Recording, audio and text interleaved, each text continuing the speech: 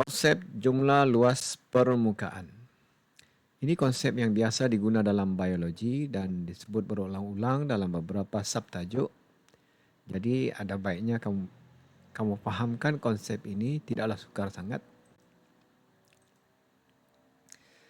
Okey, contoh gajah ini. Okey, mana satu gajah Afrika? Seperti yang kita tahu, organisma hidup akan menyesuaikan diri dengan persekitarannya. Jadi, kalau orang faham konsep jumlah luas permukaan perisi padu, dia boleh teka sudah ni, mana satu gajah Afrika. Jadi kita tengok telinga. Inilah gajah Afrika, ini gajah Asia. Antara masalah gajah di Afrika ialah ataupun masalah haiwan-haiwan yang berbadan besar ialah bagaimana membuang lebihan haba dalam badan. Itu sebabnya gajah, kerbau suka berkubang, berendam sebab panas. Jadi gajah Afrika ini tinggal di kawasan gurun dan suhu panas, maka salah satu cara membuang haba ialah melalui telinga. Itu sebabnya kalau kamu tengok dokumentari, gajah ni selalu mengipas-ngipas telinganya. Okay, sebab di telinga ni banyak salur darah kecil dan kapilari darah, jadi haba dibuang dari telinga. Jadi kenapa pula gajah Asia telinganya kecil? Sebab gajah Asia ni tinggal di kawasan yang suhunya tidaklah sepanas di gurun. Gurun sampai 50 darjah Celsius. Kita ni sekitar 33, 30. Lagi satu, kalau di Asia ni banyak pokok, banyak kawasan teduh. Jadi gajah Asia boleh berteduh. Jadi masalah kepanasan bukanlah masalah utama bagi gajah Asia. Jadi tidak perlu telinga yang besar.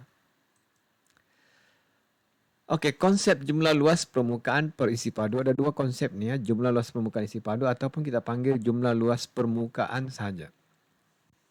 Jadi kalau kita buat kiraan matematik, contoh kalau kita ada cube bersaiz 10 darab 10 darab 10 cm lah katakan.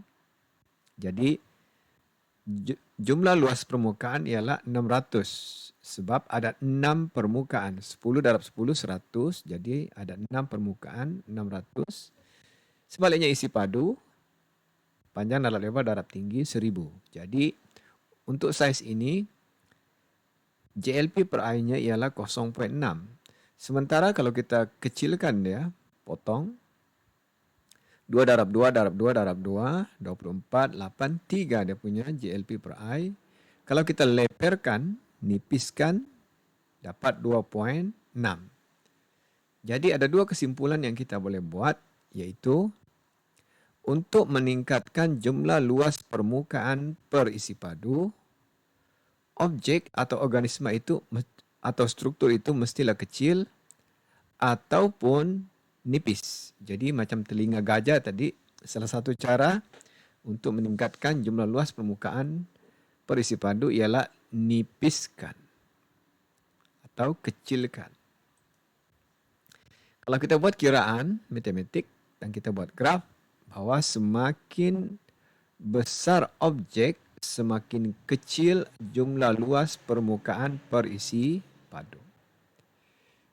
Okey, semakin besar objek, semakin kecil jumlah luas permukaan per isi padu.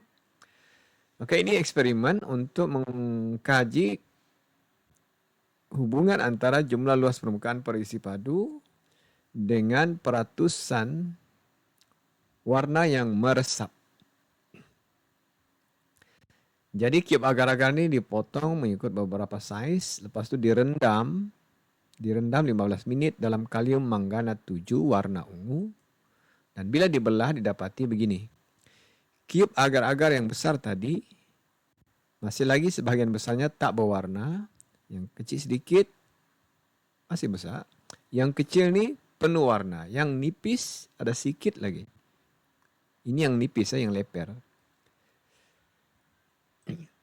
Jadi kalau kita buat analogi dengan organisma hidup, okay, kalau kita ambil agar-agar yang besar itu sebagai manusia dan agar-agar yang kecil itu sebagai organisma unisel, dan kita ambil pewarna itu sebagai oksigen, maka Masalah organisme besar ialah organisme besar tidak boleh mendapatkan oksigen hanya bergantung harap dengan resapan. Tidak boleh. Kalau organisme kecil boleh. Jadi organisme kecil tidak ada masalah dalam penyerapan oksigen. Organisme besar ada masalah. Tidak boleh mendapatkan oksigen hanya bergantung dengan resapan. Maka organisme yang besar memerlukan sistem respirasi dan sistem pengangkutan untuk mengangkut oksigen ke dalam.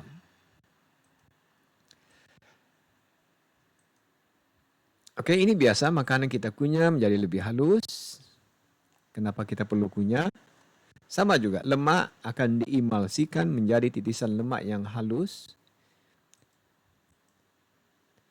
Oke, ada kaitan dengan tindakan enzim. Kita ambil cube ini. Cube ini katakanlah saiznya 4/4.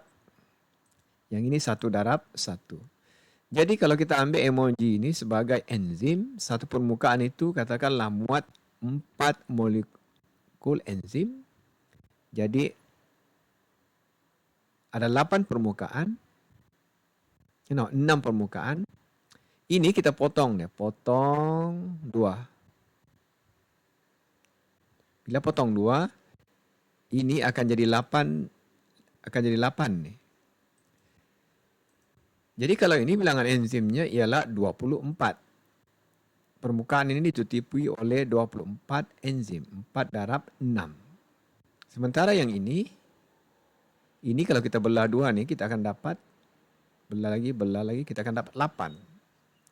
Jadi, 1 ni ada 1, 2, 3, 4, 5, 6. Didarab 8, 48. Jadi, maknanya bila kita belah, kita kecilkan cube ini, bahagian permukaan yang bersentuh dengan enzim itu semakin luas. Maknanya semakin banyak enzim yang bertindak. Jadi, peningkatan jumlah luas permukaan itu sebenarnya adalah untuk meningkatkan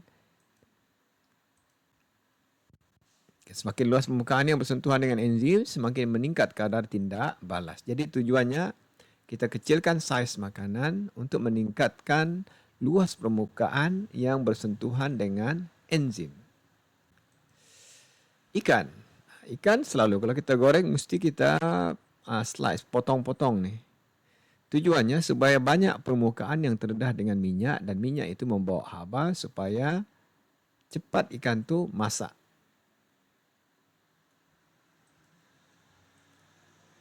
Sama lah daging. Daging kita hiris kecil. Kalau tidak, nanti tidak masak. Okey, daun. Daun. Kenapa perlu jumlah luas permukaan yang besar? Ada kena mengena dengan fotosintesis. Semakin besar permukaan yang terdedah kepada cahaya, maka semakin tinggi kadar fotosintesis. Kalau daunnya kecil, mesti banyak. Jadi daun yang kecil yang banyak bertujuan untuk menambah jumlah luas permukaan yang terdedah kepada cahaya untuk proses fotosintesis. Usus. Bukan usus nih, perut. Perut kita bahagian dalamnya berlipat-lipat.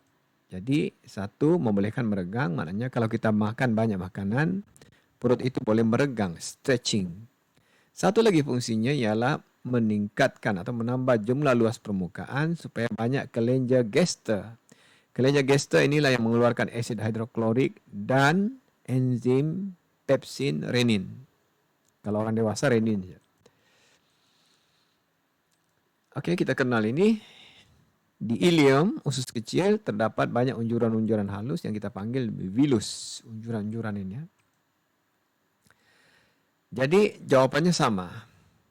Tuala begitu juga. Ada unjuran-unjuran halus. Kalau kita lap badan pakai kain yang sama saiznya dengan tuala, tuala lebih bagus berbanding dengan kain. Okey, dan yang terakhir, sel darah merah. Bukan sahaja leper tetapi dui cekung, melengkung ke dalam. Jadi bila melengkung ke dalam, tujuannya sama juga. Meningkatkan jumlah luas permukaan supaya kadar resapan oksigen lebih tinggi. Maknanya supaya luas permukaan yang terdedah dengan oksigen.